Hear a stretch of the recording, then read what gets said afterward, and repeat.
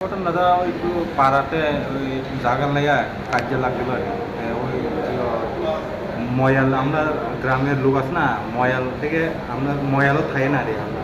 তারপরে ময়ালের লোক সহ গিয়ে আসরা নিমান সপর্ট গেছিল আর তারা আছে না ওই যে জায়গাতে ওই বলতে রাবার গাছ আমরা পাড়ার মানুষে আছে না, আমরা গ্রামের মানুষ রাবার গাছ লাগাইছিল।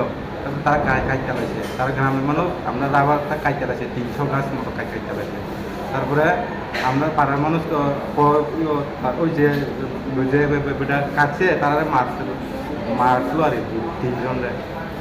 মারানোর পরে তারা ওই মহিলার সব লোক সব ফোন করাইয়া দিয়া মেন মারামারি হয়েছে। আমরা পাড়া কে মারছে? ওই মারছে তো এখন এন ধরো এটা কেটা মারছে এটা তো জাগালো হয়নি দরবার। জায়গা কি নাম যারা মারছে? এর নাম হয়েছে সমরজিৎ জমাতিয়া।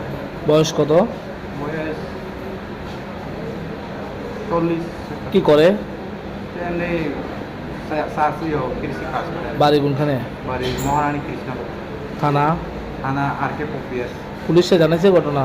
পুলিশে তো জানা ছিল কিন্তু পুলিশের লগে লগে অ্যাকশন দিছে না। মহারানী আউটপোস্ট আছে না, তারা করছে না, লগে লগে অ্যাকশন দিছিল।